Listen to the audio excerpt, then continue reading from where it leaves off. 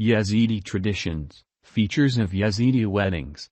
Yezidi weddings, which have been passed down from generation to generation, have actually remained unchanged in the tradition of their performance. Yezidi weddings are very full of rituals that cannot be found in other ethnic groups of the region. As a rule, magnificent Yezidi weddings begin in the morning at the groom's house. Invited friends and relatives of the groom begin the celebrations with dances Stringy and Govind, to the rhythmic daf at the grain. Closer to noon, the guests head to the bride's house, where they are already waiting for a small, but properly laid table. The groom's side does not go to the young bride empty-handed. Usually these are beautifully decorated trays with sweets, fruits, and gifts to the bride. As a rule, there should be 5 such trays. In the house of the bride's parents, the hosts arrange a display of all the gifts brought to guests and relatives who are in the house. After the words of gratitude, the bride's relatives begin showing her dowry, which the groom's confidants take to his house before the young people arrive there. The bride's dowry consists of everything necessary for the life of the newlyweds. The meal at the bride's house lasts from 2 to 3 hours. Before the bride leaves the parental home, 2 more rites are provided. In the first ceremony, the bride's brother is obliged to tie and untie a red ribbon around his sister's waist 3 times. The second rite, which is provided for by Yezidi weddings, consists in the redemption of the bride's pillow by the groom's witness from the bride's relatives.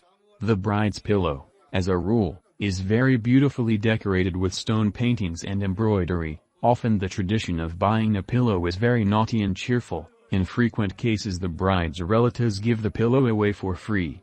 As soon as the bride's pillow has been redeemed, she can be taken away from her parents' house to the sounds of cheerful music.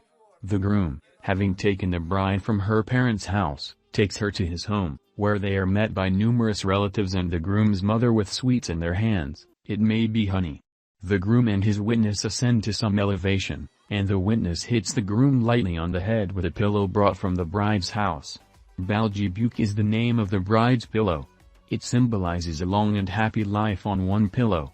It is also necessary to mention the Yezidi proverb, which is often remembered as wishes as celebrations, which sounds like this: you will grow old on one pillow. Then, the groom and relative remain on the platform, and the bride is brought closer to this place. The groom is served 3 apples, which he must drop on his young chosen one, but the bride is not in danger, because a tray or plate is being held over her, and the apples are slightly cut in advance to avoid injury, so that they break up into slices if they knock on the tray. Some explain this simply by wishing the bride to be as fertile as an apple tree. After the apples, the groom's witness gives him a young tree decorated with sweets earlier. The groom shakes this branch over the bride so that sweets fall on her. Before the newlyweds enter the house, the groom's mother puts lavash symbolizing wealth in the family on the shoulders of the newlyweds. Today, lavash is already wrapped in a beautiful transparent package, so as not to stain the young. Just before the threshold, at the entrance to the house, the bride and groom need to hit the plate with their foot at the same time so that it is broken. Previously, at Yezidi weddings, women's and men's tables stood separately, and the bride and groom did not sit at the same table, but as time passes, much changes, and these rules are in the past.